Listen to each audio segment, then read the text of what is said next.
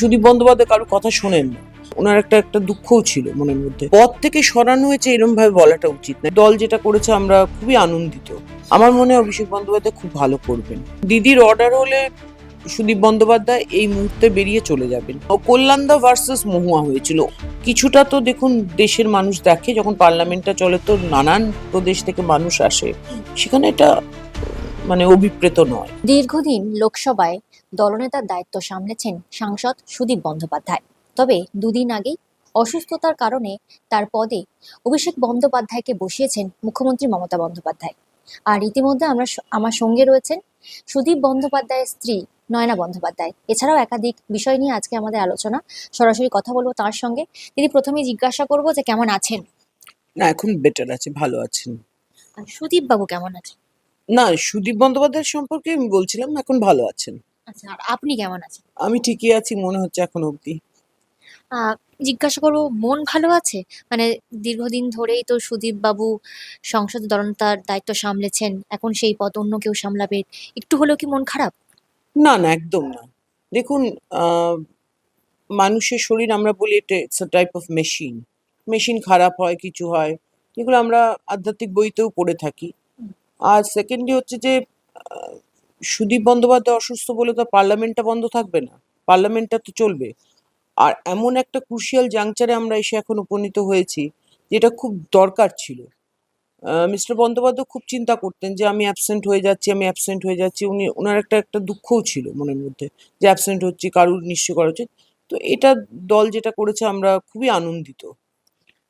সুদীপ বাবু তো অসুস্থতার কারণে এই যে পদটাকে সরানো হয়েছে, তো এখন শারীরিকভাবে তিনি কেমন আছেন? না, পদ থেকে সরানো হয়েছে এরম ভাবে বলাটা উচিত না। এগুলো আপনারা হয়তো পুট আপ করবেন, কিন্তু আমরা এভাবে দেখি না।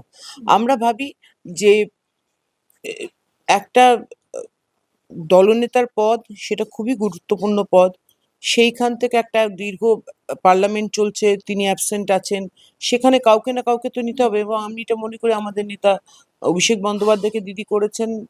এবং সবাই মিলে, সব এমপিরা মিলে একটা ভিসি হয়েছিল, সেই ভিসি থেকে উপনীত হয়ে তবেই অভিষেক বন্দ্যোপাধ্যায় করা হয়েছে, এবং আমরা খুবই খুশি এটা নিয়ে। আর এখন মিস্টার বন্দ্যোপাধ্যায় ঠিক আছে, কিন্তু এখনো উনি আহ রাস্তায় বেরোতে পারবেন না, এক্সপোজড হতে পারবেন না। এখন এখান থেকে দিল্লি যাওয়া নিশ্চয়ই বুঝতে পারছেন, মিস্টার বন্দ্যোপাধ্যায় তো কোভিডের সময়ও মাস্ক পরেনি, এরকম টিপিক্যাল টাইপ। মানে তো ডেফিনেটলি ও কতটা গিয়ে নিজেকে মেনটেন করবে এটা নিয়েও আমি একবার দিদির সঙ্গে কথা বললাম, যে দিদি যাবে, বললো যে না, তাহলে তুই এটা অ্যালাউ করাটা আমাদের উচিত হবে না। সেই জন্যই একটা উপনীত হচ্ছে, এবং আমার মনে হয় অভিষেক বন্দ্যোপাধ্যায় খুব ভালো করবেন। একদমই। যেটা জানা যাচ্ছিল যে সেদিনকে বৈঠকে সুদীপবাবু বারংবার বলছিল যে না, আমি মানে ঠিক আছি, আমি যেতে পারবো, এক্ষুনি বলে আমি কালকেই দিল্লিতে চলে যেতে পারবো। এই যে বিষয়টি রাজনৈতিক মহলে একাধিকভাবে বিষয় ঘুরে বেড়াচ্ছে, রাজনৈতিক জল্পনা তৈরি হচ্ছে। না না, দেখুন, দিদির অর্ডার হলে সুদীপ বন্দ্যোপাধ্যায় এই মুহূর্তে বেরিয়ে চলে যাবেন। কিন্তু দিদি প্রত্যেকটি আম, ক্ষেত্রে, প্রত্যেকটি জায়গায় দিদি জানে যে ওর কি ট্রিটমেন্ট চলছে, কি না হচ্ছে। কারণ আমি সেগুলো দিদিকে সবকিছু জানাই। তো দিদির অর্ডার হলে সুদীপ বন্দ্যোপাধ্যায় মানে যখনই অর্ডার হবে তখনই যাবে। কিন্তু দিদিও জানে একটা জিনিস, দিদি বারবার করে বলেছেন, আমাকেও লিখেছেন, যে সুদীপদার রেস্টের দরকার আছে। ও যত তাড়াতাড়ি, যত অ্যালুফ থাকবে, যত বাড়ির ভেতর থাকবে, অ্যালুফ থাকবে, তত তাড়াতাড়ি ও সুস্থ হয়ে উঠবে। সুস্থ হওয়াটা খুব জরুরি। তো সুস্থ হওয়াটা জরুরি, এটা আমিও ফিল করি। একটা মানুষ বারবার একটা ইনফেকশন, এত বড় একটা ইনফেকশন হয়ে গেল। এবং কি বলবো, আজকে বলি, আমি দিদিকে বলিনি আমি বকা খেতে পারি, কিন্তু আমার প্রথম জ্বরটা এসেছিল, নট হিম। তো আমার এই জ্বরটা থেকে আমি বুঝতে পারিনি যে এরকম একটা ঘটনা ঘটছে, যে প্রত্যেকের ইনফ্লুয়েঞ্জা হচ্ছে। ইনফ্লুয়েঞ্জা থেকে ওর এই ঘটনাটা ঘটলো। এবং সুদীপ বন্দ্যোপাধ্যায় কারোর কথা শোনেন না। তখনও দিদি হোয়াটসঅ্যাপ করে লিখেছিলেন যে আপনি রেস্ট নিন সুদীপদা, আপনি রেস্ট নিন, কারণ জ্বর টর হওয়াটা ঠিক না এই টাইমে। কিন্তু ও শুনলো না, ও 21শে জুলাইয়ের মিটিং গুলো করতে আরম্ভ করে দিল। তারপর ব্লাড ডোনেশনে চলে যাচ্ছে। তো কথা না শুনলে তা কি করা যাবে। এখন ঠিক আছে দাদা? এখন ঠিক আছে, কিন্তু এখনো এক্সপোজড হতে পারবে না। বাইরে যাওয়াটা এখনো বারণ। আরো 10 days, আরো 10 দিন। অন্য প্রসঙ্গে আসি। বেশ কয়েকদিন আগেই কুণাল ঘোষ তিনিও বলেছিলেন যে সুদীপ বন্দ্যোপাধ্যায় এখন অসুস্থ, তাকে রেস্ট নেওয়া দরকার। তাহলে এই বিষয়টিকে কিভাবে না দেখছেন? না না, কুণালদা হয়তো ইয়ে করেছিলেন যে রেস্ট নেওয়া দরকার বলেছিলেন। কিন্তু সেরকমভাবে তো কিছু সেরকম আমি শুনিনি। যে কুণালদা একেবারে বলে ফেলেছেন সুদীপ বন্দ্যোপাধ্যায় অসুস্থ, রেস্ট নেওয়ার কথা হয়তো উনি বলেননি। বলেছিলেন অসুস্থ আছে। তো মিস্টার বন্দ্যোপাধ্যায়ের তো মানে কি বলবো?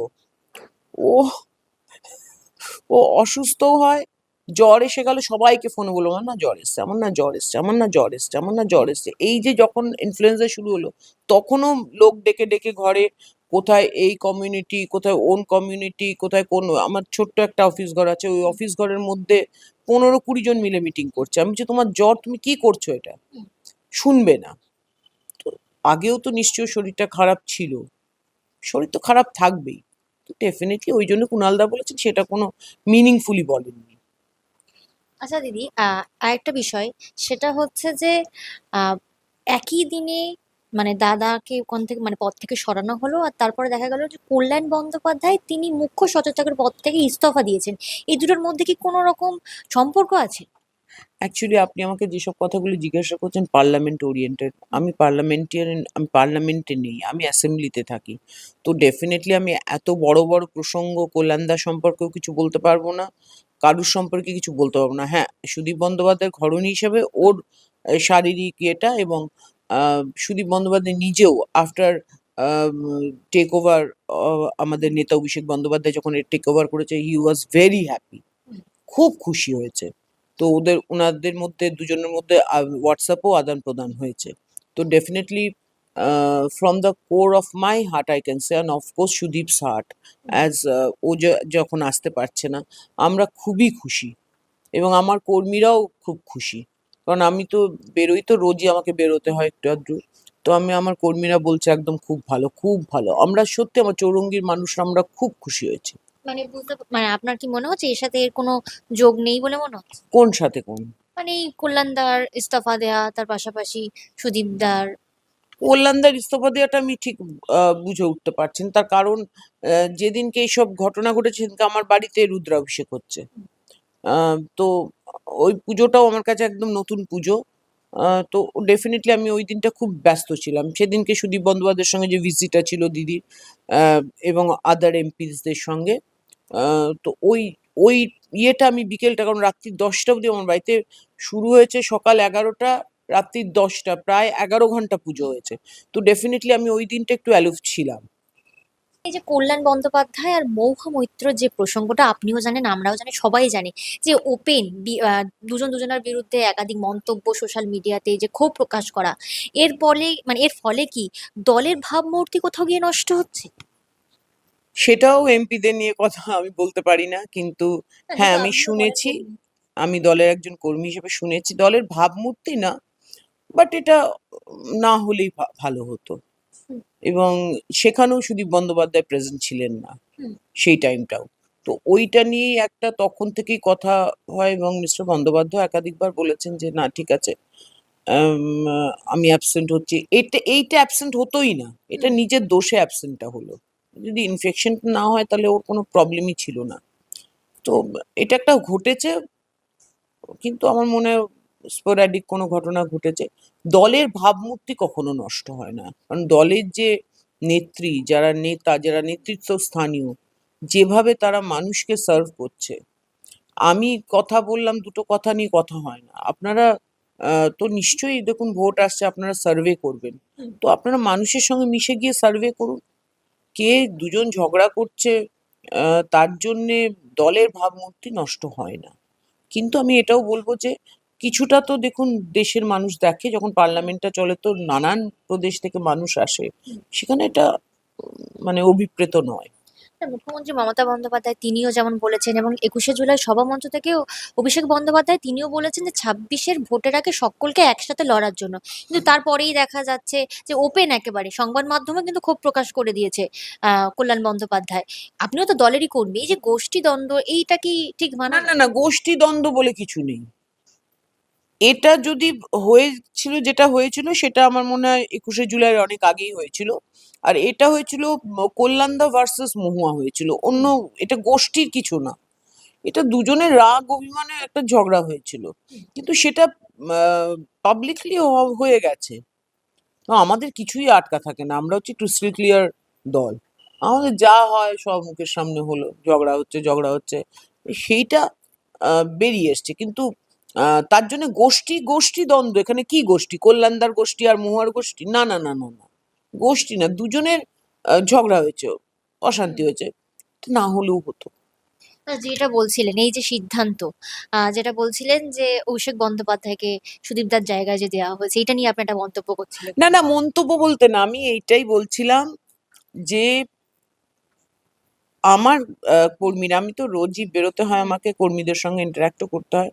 তো কালকে আমি একটা এরকম রুদ্রাভিষেক হচ্ছিল, আমি একটা ওয়ার্ডে ছিলাম। তো আশেপাশের ওয়ার্ড থেকেও চলে আসে। তো সবাই এসে দাদা কেমন আছে, দাদা কেমন আছে। তো আমার কর্মীরা এত খুশি, বলছে যোগ্য মানুষের থেকে যোগ্য মানুষের কাছেই গেছে। আহ, এই যে একটা ব্যাপার, এটাতে আমাদের মনটা যে কত আনন্দ হয়, আমার মনটা, তার কারণ আমার চৌরঙ্গিতে অভিষেককে ভীষণ ভালোবাসে প্রত্যেকে। চৌরঙ্গি আমার কেন্দ্রে সবাই, মানে ইভেন আমার বাড়িতে আসা খুব ঘনিষ্ঠ মেয়েরাও আমার 21-এর ভোটে একবার অভিষেক দাকে নিয়ে এসো, দূর থেকে একটু দেখবো।